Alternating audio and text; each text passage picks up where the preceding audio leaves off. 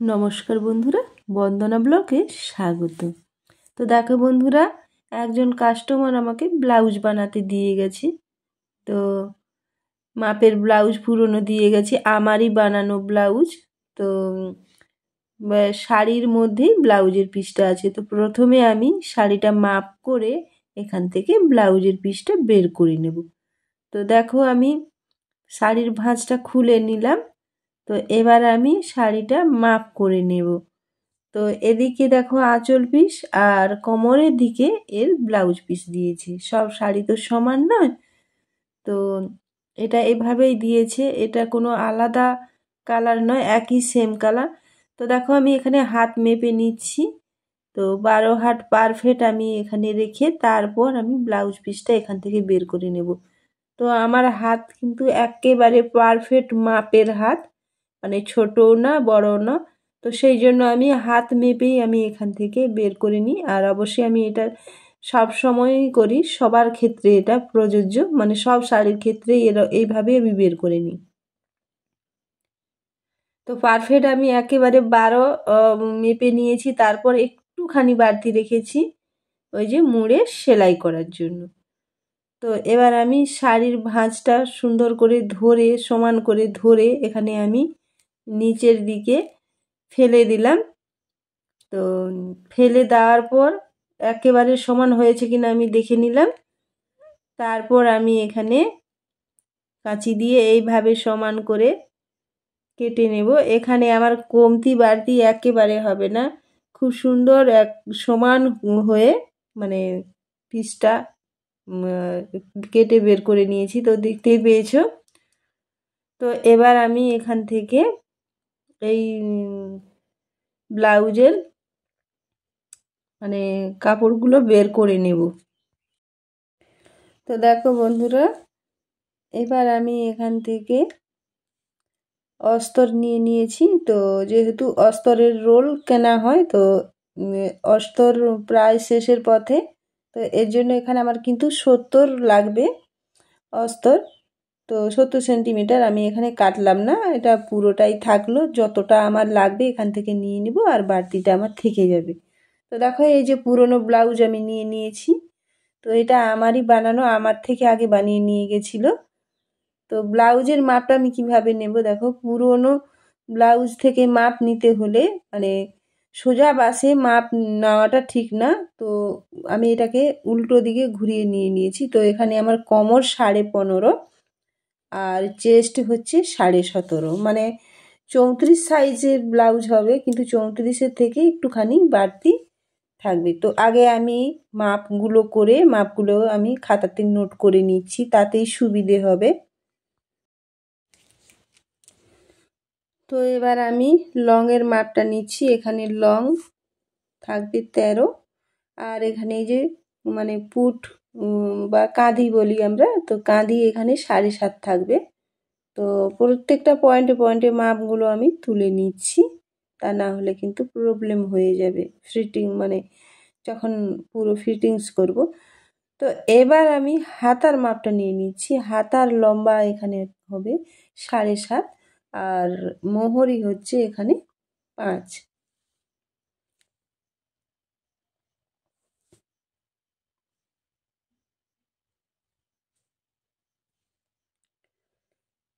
তো ব্লাউজের এই যে মানে যে চেস্টের যে খাপটা, এটাও মাপ করে নিলে খুবই ভালো হয়। তো এই মাপটা লম্বালম্বি হচ্ছে 7, আর আড়ে হচ্ছে মানে হুকের দিকটা হচ্ছে 6.5।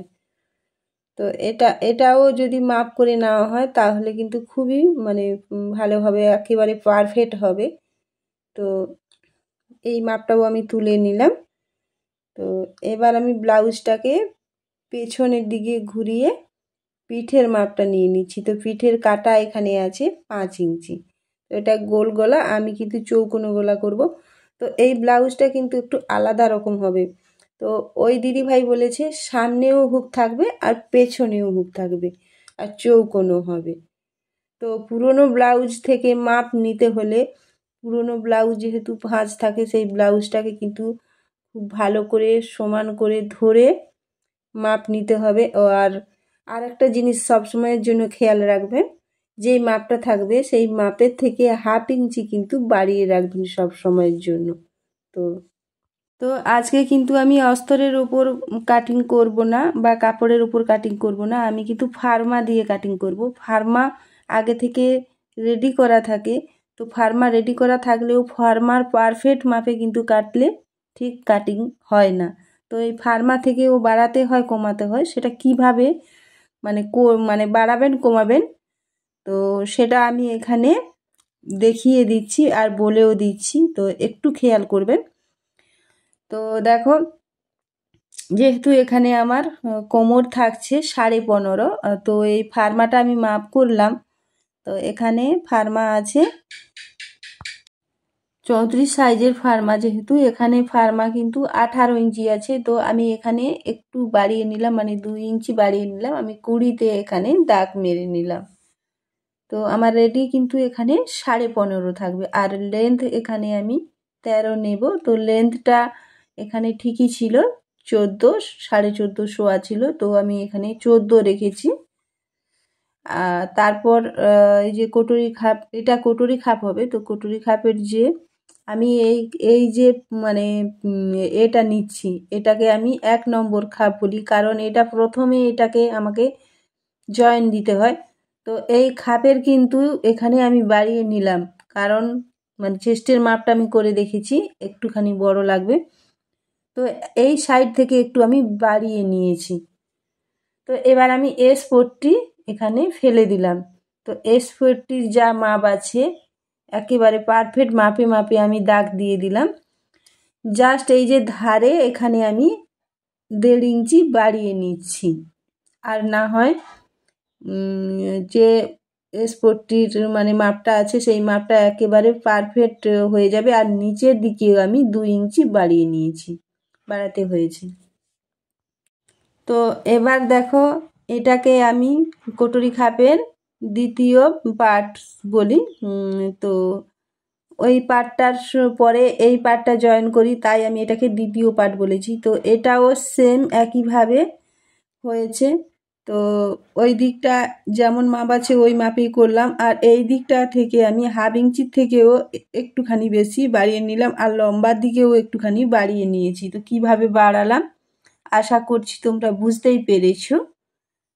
তো এবার আমি লেবেল পট্টি যেটা, সেটা আমি এখানে বসিয়ে দিয়ে দাগ মেরে নিচ্ছি।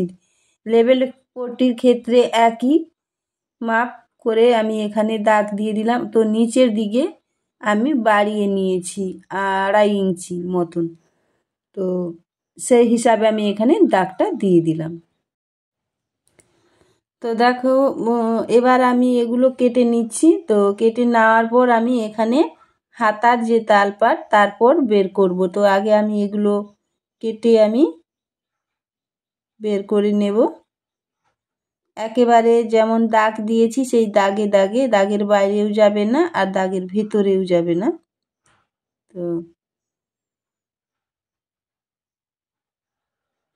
অলরেডি আমার কাটা হয়ে গেছে প্রায়।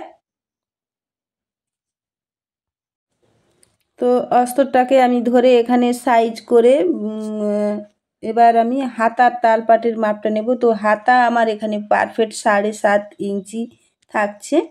তো এখানে আমি 8.5 দাগ মারলাম।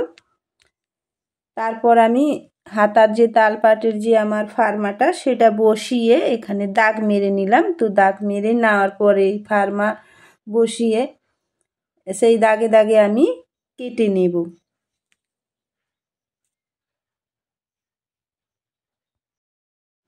তো দেখো, হাতার তালপাতের দাগ মেরে নিয়েছি, একেবারে দাগে দাগে আমি হাতার তালপাতটা এখানে কাটিং করে নিচ্ছি। তো কাটিং করে নেওয়ার পর আমি ব্লাউজের কাপড়টা এবার বিছিয়ে এই প্রত্যেকটা অস্তরের তালপাট আমি এখানে সূচ গেঁথে কাটিং করে নেব। তো আমার চ্যানেলের ভিডিওগুলো যদি কোথাও কোনো অংশে একটু ভালো লেগে থাকে তাহলে অবশ্যই আমার এই ছোট চ্যানেলটিকে এগিয়ে যেতে সাহায্য করবেন, সাথে লাইক কমেন্ট শেয়ার করে দেবেন আপনজনদের সাথে। আর যদি চ্যানেলে কোনো নতুন বন্ধু হয়ে থাকো তাহলে অবশ্যই চ্যানেলটিকে সাবস্ক্রাইব করে পাশে থাকা বেল আইকনটি প্রেস করে রাখবেন, যাতে করে নিত্য নতুন ভিডিও দেওয়ার সাথে সাথে আপনাদের কাছে পৌঁছে যায়। আর হ্যাঁ বন্ধুরা, ভিডিওটি দেখা শুরু করার সাথে লাইক দিয়ে শুরু করবেন, আর শেষ করে ছোট্ট করে একটু কমেন্ট করে যাবেন। তো আপনাদের দেওয়া কমেন্ট আমাকে ভিডিও বানাতে অনেক বেশি উৎসাহ করবে, আর আপনাদের দেওয়া একটা লাইক আমার কাছে অনেক গুরুত্বপূর্ণ। তো দেখো বন্ধুরা, প্রত্যেকটা পার্ট আমি এখানে ব্লাউজের কাপড়ের উপর ফেলে কাটিং করে নিলাম।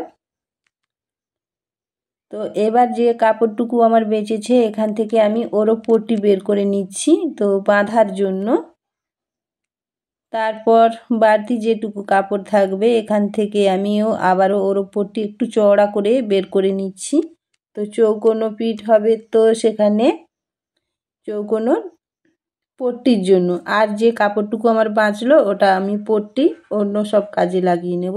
তো দেখো এখানে আমার কাটিং একেবারে রেডি করে নিয়েছি। তো আজ এই পর্যন্ত, আপনাদের থেকে এখন বিদায় নিচ্ছি। আপনারা সকলে ভালো থাকবেন, সুস্থ থাকবেন। আবার দেখা হবে অন্য কোনো নতুন ভিডিওতে।